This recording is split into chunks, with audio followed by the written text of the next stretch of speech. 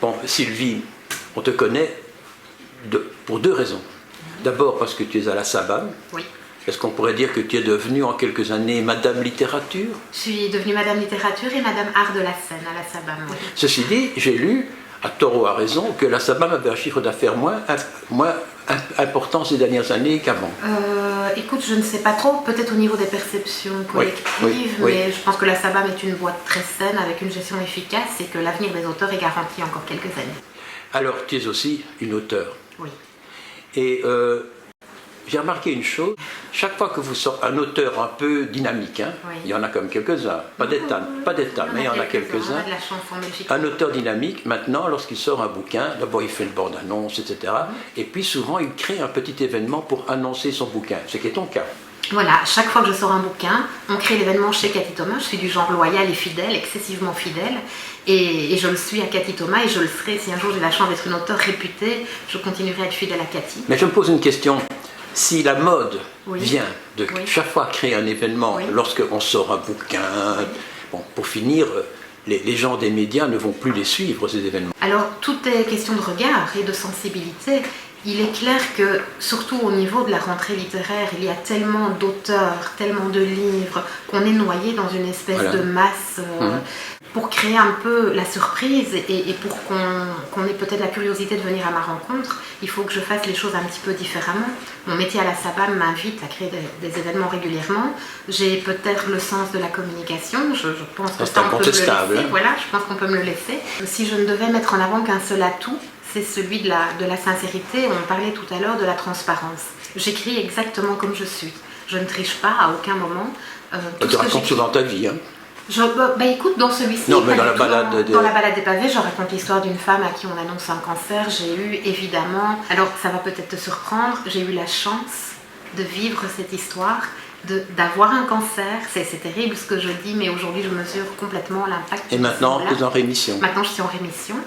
L'événement que tu crées au Fou Rire. Oui, que le Fou Rire crée. Ou que le Fou Rire crée. Bon, le bouquin va s'appeler Hope. Mais j'ai vu sur la première page de couverture qu'il y a 10 personnages, c'est bien ça, que tu vas assassiner ou je ne sais pas quoi. Ah, moi je ne tue personne, je ne vais te raconter. Mais ton héroïne. Mon héroïne, en tout cas, fomente ce projet. Alors, le fera-t-elle ou pas, il faudra lire le bouquin. Mais moi j'ai pensé immédiatement, évidemment, à Agatha Christie. Ah, les 10 petits nègres. Les 10 petits nègres, ou alors les 10 petites négresses. Ah, écoute, on va dire les petits nègres parce qu'il y a des personnages masculins, des personnages féminins qui traversent l'existence en étant à la fois les meilleurs et les pires d'eux-mêmes.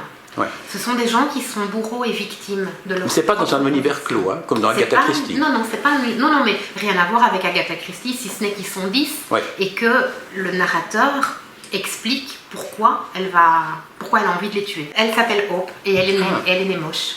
Elle est née vraiment très très moche.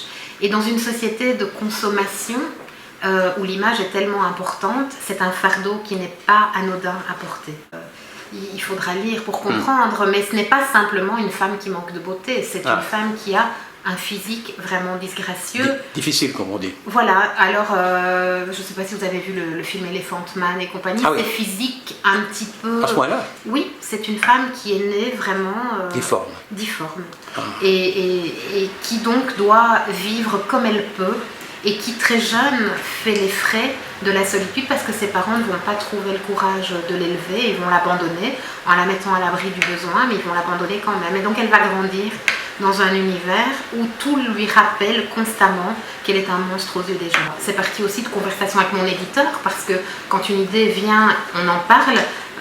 Quand on a une bonne relation avec son éditeur, et j'ai la chance d'avoir une magnifique relation avec Danielle Nez, qui est une femme particulière et extraordinaire, eh bien elle me recadre, elle me dit oui, ça c'est bien, mais tu ne penses pas que... Et alors, de fil en aiguille, on est Je crois qu'il n'est même pas possible de parler de tes 2 derniers bouquins sans parler de ton éditrice. Ah non, bien sûr, c'est... Parce que Danielle Nez, elle est passée dans notre émission. Oui, elle est télégénique, elle est magnifique. Oui, d'abord elle est très belle aussi. Mais en plus de ça, moi j'ai très bien noté qu'elle voulait ne pas avoir trop d'auteurs, mais essayer de les garder longtemps. Ah oui, c'est ça, et elle veut les développer. Elle veut sa galerie d'auteurs à elle, à Genèse. Quoi. Voilà, c'est ça. Et des auteurs maison qu'elle peut... Alors, c'est pas tout à fait ce que je pense, mais je ne sais pas l'exprimer autrement. Elle veut les modeler, mais il faut se la faire. Ah, elle a un caractère particulier. Danielle, c'est une femme de caractère, de tempérament. On ne peut pas faire ce qu'elle fait si on n'a pas un tempérament. Et donc, oui, effectivement, c'est une femme... Si c'est pas bon, elle te fait recommencer. Ah oui, oui, si c'est pas bon, elle me le dit. Moi, je grandis sur le chemin des verbes et je le dois à Danielle, vraiment. À Danielle et à Cathy Thomas. Les deux sont des parties indissociables de mon devenir d'auteur. Maintenant, c'est peut-être ma dernière remarque. Tu es une professionnelle, tu es devenue en tout cas une vraie professionnelle, je crois que personne ne le conteste, mais tu deviens une vraie professionnelle dans la gestion de ton évolution d'auteur aussi. Oui, c'est indispensable. C'est indispensable aujourd'hui. Les métiers changent, tous les métiers changent. Que ce soit dans n'importe quel secteur, dans n'importe quel type d'entreprise, on constate des nouveaux métiers, des nouveaux médias. Je pense qu'il faut s'adapter.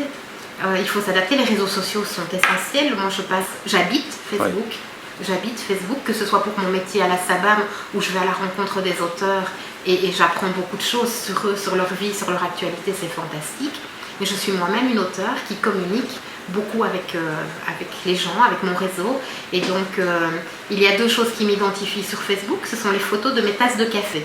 Ouais. Partout où je vais, quand j'ai un rendez-vous professionnel ou artistique ou amical, je suis toujours la première parce que je suis très très ponctuelle au point d'être une demi-heure à l'avance partout. Moi aussi en général. Je prends un café et je poste ça sur Facebook. De te construire un personnage. Oui. Ton personnage, c'est toi. Oui, je suis incapable de tricher, donc je suis comme je suis. J'espère qu'un grand nombre de personnes vont continuer à m'accorder leur confiance et me lire et voilà, et grandir avec moi sur ce chemin-là. Mais je suis comme je suis, avec toutes mes imperfections, avec parfois mes états d'âme. Et je pense que ma seule ou ma principale qualité, c'est cette sincérité-là. Je n'ai que ça à offrir au public. Et ton principal défaut? Mon principal défaut, je suis ambitieuse. Alors, un défaut, une qualité, je ne sais pas. Alors, je dirais, je suis têtue, déterminée, et je laisse peu de place à autre chose qu'au verbe.